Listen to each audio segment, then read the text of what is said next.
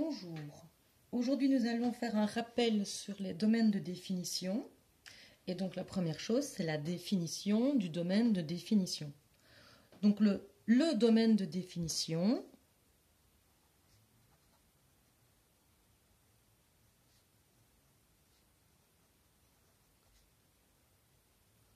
c'est l'ensemble des nombres réels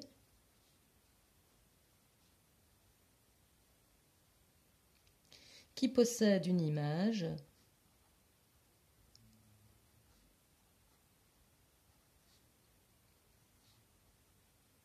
par la fonction f, si on l'appelle f.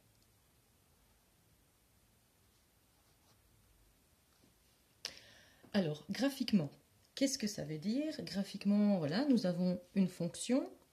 On voit qu'il y a des endroits où la fonction n'est pas continue. Ça veut dire que voilà, la fonction va s'arrêter, redémarrer, ce genre de choses. Donc, par exemple, ici, puisque j'ai mis des unités, et ici c'est 3, et ici en 0, j'ai ici en moins 2, et en moins 5. Voilà. Donc, le domaine de définition, c'est là où c'est l'ensemble des réels. Les réels, c'est les x. Vous savez bien que les réels, c'est un autre nom pour appeler les abscisses. Donc, c'est l'ensemble des abscisses qui possèdent une image. Une image, c'est les y par la fonction. Donc, ça veut dire qu'ici, il y a une image. À chaque fois que c'est dessiné, il y a une image. À cet endroit-ci, il n'y a pas d'image là. Mais par contre, il y en a une ici. Donc, moi, je vais souligner les réels qui ont une image. Donc, ici, il y a une image. Ici, là au-dessus, il n'y en a pas, mais en dessous, il y en a une. Puis, je continue, j'ai des images. J'arrive ici, là, j'ai un rond creux. Un rond creux, ça signifie qu'il n'y a pas d'image, si j'en ai pas ailleurs. Puis, je continue, j'ai une image. J'ai une image. Et quand j'arrive ici, de nouveau, j'ai un rond creux. Donc là, j'ai pas d'image. Ici, j'ai pas d'image, donc j'écris rien. À partir d'ici, je recommence. Cette fois-ci, le rond est plein, donc on le prend. J'ai des images, donc je souligne. Le domaine de définition de cette fonction, je commence par le plus petit réel que je connais. Donc ici, il y a des petits pointillés, donc ça veut dire que ça continue. Alors, donc ça veut dire que le plus petit réel que je connais, c'est moins l'infini. Moins l'infini, on ne sait jamais l'attraper, donc on va mettre des crochets ouverts. C'est moins l'infini jusque moins 2. Moins 2, je ne peux pas le prendre puisque c'est un rond creux. Et puis je recommence juste après moins 2. Donc les crochets me permettent de dire que je commence. Ici, je m'arrête juste avant moins 2. Et là, je recommence juste après moins 2. Jusque 0.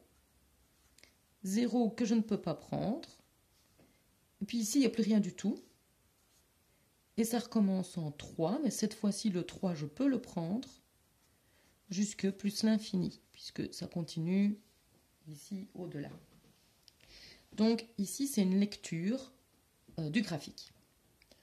Maintenant, si on nous demande de chercher le domaine algébriquement, algébriquement, ça veut dire qu'on va me donner l'expression analytique d'une fonction et qu'il va falloir que je trouve le domaine sans faire le graphique. Justement, chercher le domaine va m'aider à faire le graphique. Alors, algébriquement, la plupart des fonctions, le domaine, ce sont tous les réels. Donc, ça veut dire que la fonction existe partout. Et on peut remplacer, donc, par exemple, dans l'expression analytique, x par n'importe quel nombre, on pourra quand même calculer la valeur de la fonction, la valeur de y. Évidemment, ce serait trop beau. Il y a des cas particuliers. Donc, quand est-ce que le domaine ne sera pas tous les réels? Quand vous avez par exemple un radical, donc une racine carrée, paire. Quand vous avez un radical pair, le radicand c'est ce qui est à l'intérieur de la racine carrée, ou l'argument, doit être plus grand ou égal à 0, il doit être positif. Exemple. vous avez une fonction qui est racine carrée de 3 moins 2x carré. Si vous cherchez le domaine, il va falloir chercher les conditions d'existence. Ici, les conditions d'existence à cause du radical, c'est que 3 moins 2x carré doit être plus grand ou égal à 0. Il faut résoudre une inéquation qui est ici du second degré. Si je veux résoudre une inéquation du second degré, il faut que je fasse un tableau de signes. Dans le tableau de signes, je vais mettre les racines. Donc je vais chercher les racines de ceci. Donc ici, je vais... Alors vous pouvez utiliser le réalisant, un ρ si vous voulez. Bon, ici, moi, je vais tout faire passer de l'autre côté. Ça va me faire moins 3 sur moins 2, ça fait 3 demi. Mais alors, si vous faites cette technique-là, il ne faut surtout pas oublier plus ou moins racine de 3 demi. Et donc, mon tableau de signes va être moins racine de 3 demi, racine de 3 demi, 3 moins 2x carré.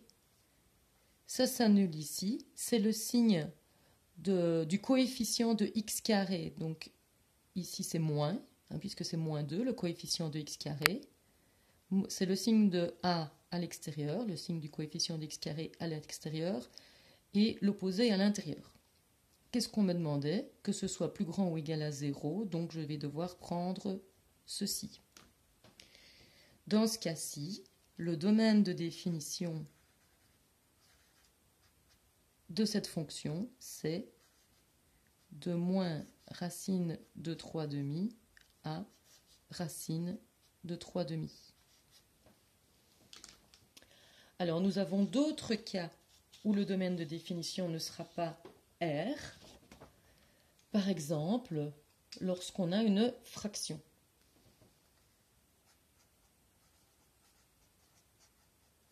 Si vous avez une fraction, vous allez alors avoir le dénominateur qui ne peut pas être égal à 0. Exemple, vous avez par exemple une fonction qui est 3x plus 2 sur 4x moins 7. Ici, vous allez avoir une condition d'existence. Vous ne pouvez pas diviser par 0. Donc 4x moins 7 ne pourra pas être égal à 0. Pour résoudre ceci, c'est une petite équation du, équation du premier degré. Et donc, je vais avoir 7 quarts. X ne peut pas être égal à 7 quarts. Il peut être égal à tout ce qu'on veut, sauf 7 quarts. Et votre domaine de définition, ce sera alors tout, sauf 7 quarts. On peut aussi avoir une tangente. Je ne vais pas m'attarder sur la tangente. Simplement, la tangente, l'angle, ne peut pas être égal à 90 degrés plus k 180 degrés, ou bien ne peut pas être égal à pi demi plus k pi si on regarde ça en radians. Après, on peut avoir aussi une combinaison du radical pair et de la fraction.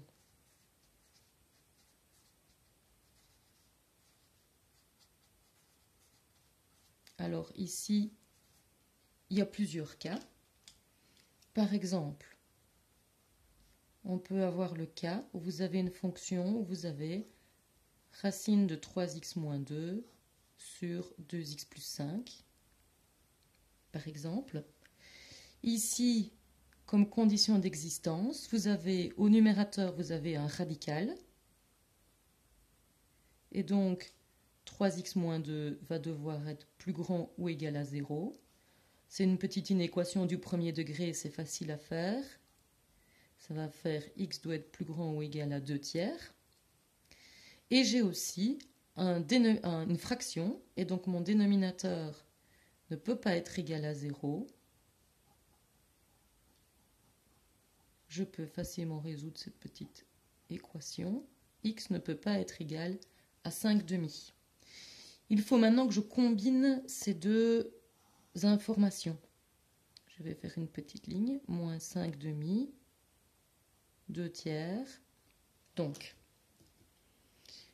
ici, j'ai x qui doit être plus grand ou égal à 2 tiers. Donc 2 tiers, je dois prendre tout ce qui est plus grand que 2 tiers, et je prends 2 tiers aussi, puisque c'est plus grand ou égal. Ici, j'ai x qui doit être différent de moins 5 demi. Voilà.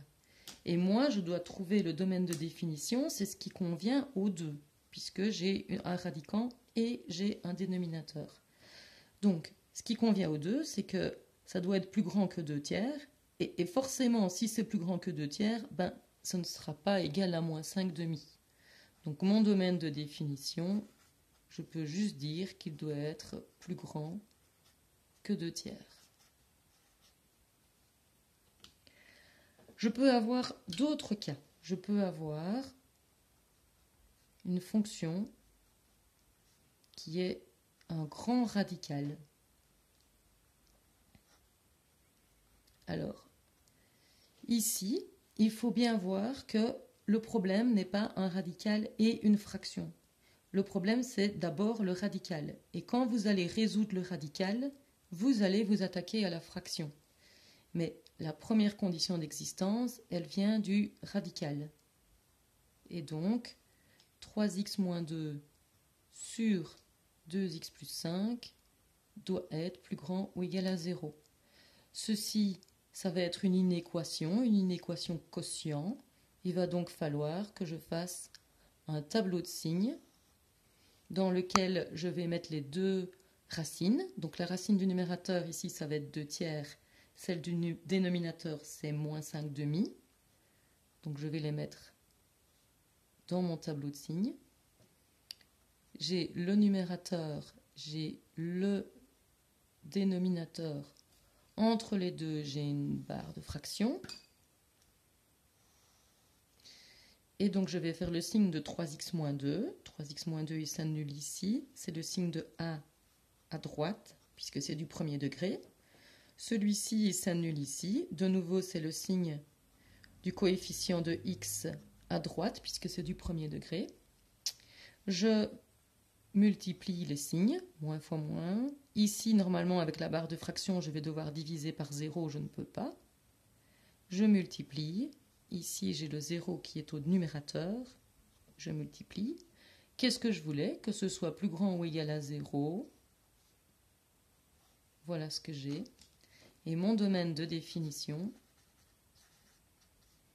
c'est de moins l'infini jusqu'à moins 5 demi que je ne prends pas, puisque à cet endroit-là, ça n'existe pas.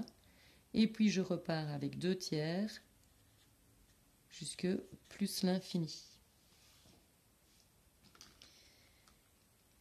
Alors, il reste enfin encore un exemple qu'on pourrait faire. C'est le cas où on aurait 3x moins 2 sur racine de 2x plus 5. Et ici, le radical est au dénominateur. Donc, ce qu'il y a, c'est qu'on a un dénominateur, puisqu'on a une fraction. Donc, vous allez avoir tout ceci qui ne peut pas être égal à 0. Mais en même temps, vous avez un radical. Donc, il faut que ceci soit aussi plus grand ou égal à 0. Ça, c'est à cause du radical. Mais du coup, si ceci doit être plus grand ou 0 et que ceci ne peut pas être égal à 0, en fait, 2x plus 5 doit être strictement plus grand que 0. Il ne peut pas être égal. Et donc, je vais résoudre cette petite équation. Je vais arriver à x qui doit être strictement plus grand que moins 5 demi. Et j'ai donc mon domaine de définition qui démarre à moins 5 demi, que je ne peux pas prendre jusque plus l'infini.